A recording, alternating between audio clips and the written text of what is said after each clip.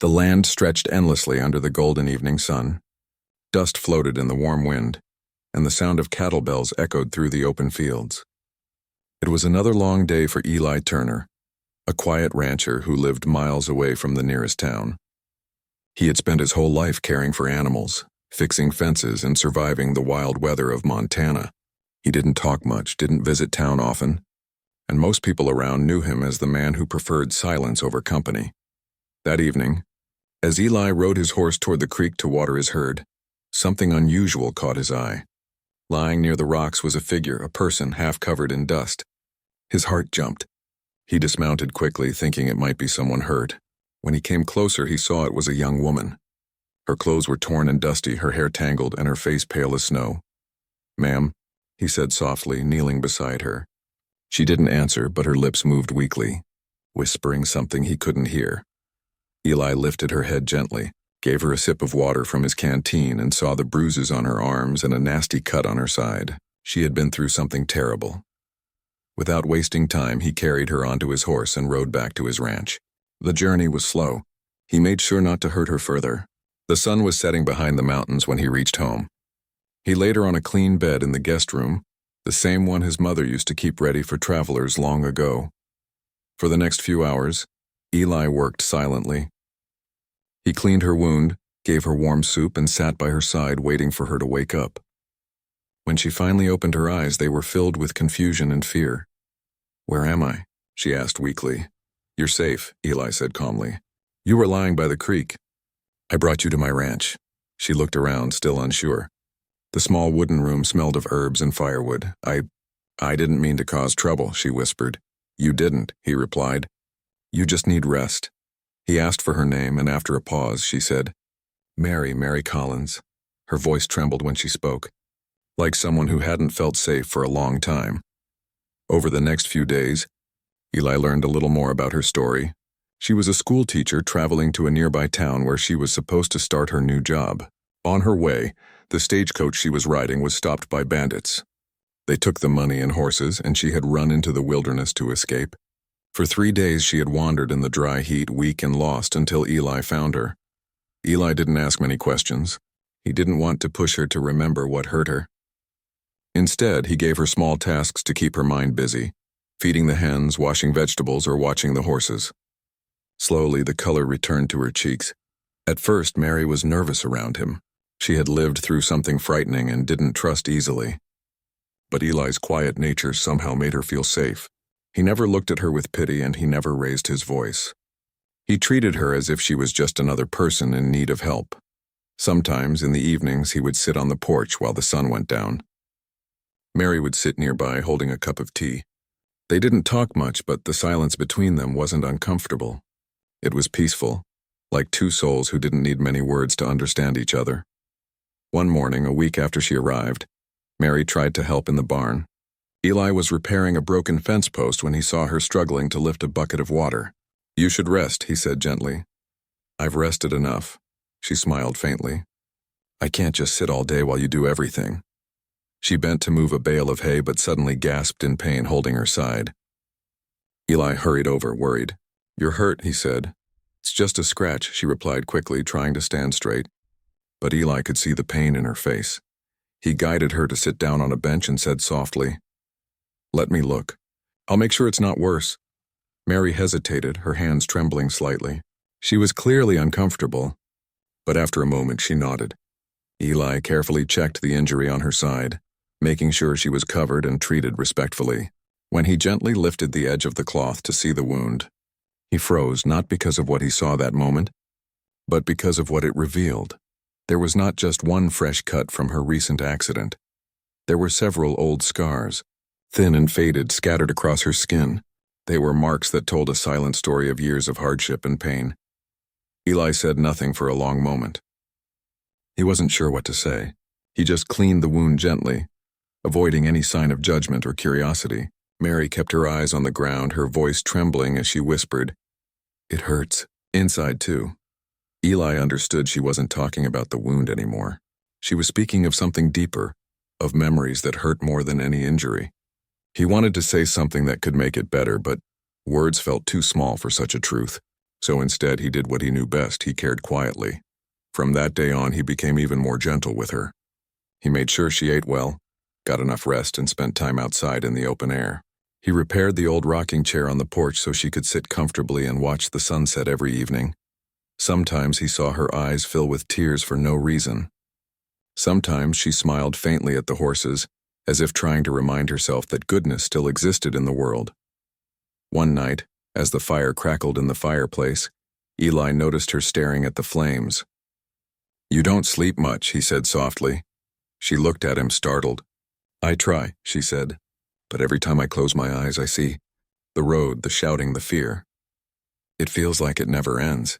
Eli nodded slowly. "It'll fade," he said. "Takes time, but it does." She gave a small smile. "You speak like someone who knows."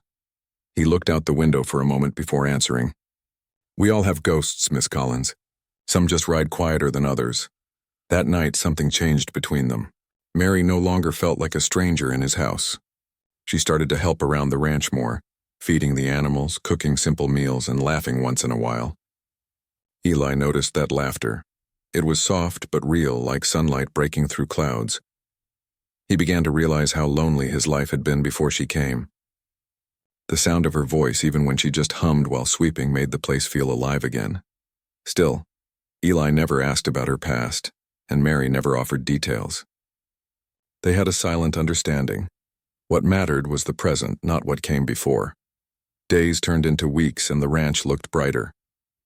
The horses seemed calmer, the kitchen smelled of bread again, and the quiet evenings no longer felt empty. One afternoon, Eli saw Mary standing by the creek, the same place where he had found her weeks ago. She was looking at the water, her reflection trembling with the ripples. When he walked closer, she turned and smiled. "It's strange," she said softly. "This is where everything went wrong, and where everything began again." Eli just nodded. He didn't need to say anything. As the wind blew across the plains carrying the scent of sage and dust, the two of them stood side by side. The world was still wild and harsh outside their little ranch, but in that quiet moment, both found a kind of peace they hadn't felt in years. For Mary, it was the first time she felt safe again. For Eli, it was the first time he realized that kindness could heal not only others, but himself too. The morning light spread across the open land, painting the sky in soft pink and gold. Birds flew low over the fields, and the cattle began to move slowly toward the creek. Eli was already awake, as he always was before sunrise, but this morning felt different. The air carried a quiet peace, and for the first time in years, he found himself smiling for no reason. Inside the house, Mary was already up too. She was making breakfast, humming a tune that echoed softly through the wooden walls. The smell of freshly baked bread and coffee filled the air. Eli paused at the doorway, watching her move around the kitchen with calm grace. There was still a sadness in her eyes sometimes, but now there was also warmth, something gentle and hopeful that hadn't been there before. "Morning," she said when she noticed him. "Morning," he replied, tipping his hat out of habit even though they were indoors. "You always wake before the sun," she teased lightly. He gave a small chuckle. "Old habit." "The cows don't sleep in," she smiled. "Well, I made enough coffee for both of us. I thought you might like it strong." Eli sat at the small wooden table, and for a while they ate in silence, listening to the wind brushing against the windows. It was a simple moment.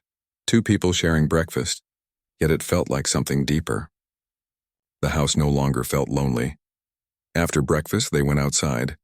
Mary helped gather eggs from the henhouse, and Eli fixed a loose gate. The days began to follow a gentle rhythm. She taught the ranch hands how to read in the evenings, using old books she had found in Eli's mother's chest. At first, the men were shy, laughing nervously at their mistakes, but Mary encouraged them with patience and kindness. "See," she would say softly, "every word is a door. The more doors you open, the bigger the world becomes." Eli often stood outside the barn, listening quietly to her lessons. He didn't say anything, but he admired her strength. After everything she had been through, she was still giving, still teaching, still believing that good could grow in hard places. Weeks passed, and Mary grew stronger. The wound on her side healed, and the pain faded slowly. She began to ride again. Eli gave her one of the gentler horses, a brown mare named Daisy. At first, Mary was nervous, holding the reins too tightly, but Eli rode beside her, guiding her with calm words. Easy now, he said softly. Let her feel you trust her. Mary nodded, relaxing her grip. The horse walked smoothly across the field. The wind lifted her hair, and for the first time she laughed freely, a sound so full of life that Eli almost forgot how quiet the ranch had once been. After that day, they often rode together in the evenings. Sometimes they didn't speak for miles, but their silence was comfortable, filled with unspoken understanding. They watched sunsets, gathered wildflowers, and sometimes stopped near the creek to listen to the water. One evening, as the sky turned red and orange, Mary looked thoughtful. I used to think pain never leaves, she said softly. That it stays no matter how far you run. Eli looked at her for a moment before replying. Maybe it doesn't leave. Maybe it just changes, turns into something that makes you stronger. She smiled faintly. You make it sound simple. It ain't simple, he said, but it's possible. After that, Mary began writing letters. She told Eli she was writing to her family back east, people she hadn't spoken to in a long time. They thought she was lost after the stagecoach attack. The first letter was difficult. Her hands shook as she wrote, but Eli sat by the fire, giving her quiet company. You don't have to send it if you don't want to, he said gently. I think I do, she replied. Not for them, but for me. When the first snow of the season came, Mary stood by the window watching the white flakes fall over the land. It was her first winter in Montana, and she was amazed by how beautiful the plains looked covered in snow. The world seemed silent, clean, and full of promise. Eli brought in firewood and made sure the house was warm. He even found his old guitar, one his father used to play, and strummed it quietly in the evenings. The simple tunes filled the room like old memories returning home. One night, as they sat by the fire, Mary spoke again in a soft voice. When you found me, I didn't think I'd ever smile again, she said. But now, when I wake up in the morning, I look forward to the day. Eli looked into the firelight and said, Guess that means you're healing. Mary smiled, tears shining in her eyes. Yes, she whispered. It doesn't hurt as much anymore. Inside, too. Eli didn't know what to say. He just nodded, feeling something warm rise in his chest, a quiet joy that words couldn't explain. As winter went on, they worked side by side to keep the ranch running. The snow made the roads hard to travel, but they managed together. They shared laughter when the horses got playful in the snow and spent long evenings talking by the fire. By the time spring arrived, the land came alive again. Flowers began to bloom along the creek and the days grew longer and brighter. Mary decided to reopen the small schoolhouse in town that had been closed for months. She wanted to teach again, to start a new life. When she told Eli, he nodded slowly. That's good, he said. They need a teacher. She looked at him with gentle eyes. I couldn't have done it without you. Eli shook his head. You did the hard part yourself. You just needed a place to rest a while. On her first day back teaching, Eli drove her to town in his wagon. The townspeople were surprised to see her, the young woman they thought had vanished months ago. Children ran up to her with smiles, and the old schoolhouse came alive again with laughter and learning. Every evening after school, Eli would come to town to pick her up. They'd ride home through the open fields talking about the children, the lessons, and the plans for the ranch. Life had become simple but full. One evening, as they rode home under a golden sunset, Mary turned to Eli. Do you ever regret living out here, so far from everything? She asked. He thought for a moment, then smiled. Used to, but not anymore. She nodded, understanding what he meant without another word. The wind blew softly, carrying the scent of wildflowers across the plains. Months later, as summer arrived, the ranch looked livelier than ever. The fields were green, the horses strong, and the laughter of children sometimes echoed in the distance when Mary brought her students to visit. The house that once stood quiet and lonely now felt like a home filled with warmth and life. One evening, Mary stood by the fence, watching the sunset just as she had done the day Eli found her. He came up beside her, resting his arm on the fence rail. Funny thing, she said softly. That creek, I used to think it was where my story ended. But it turned out to be where everything began. Eli looked at her, his eyes gentle. Sometimes life gives us new starts in the most unexpected places. They stood there for a long time, watching the colors fade into twilight.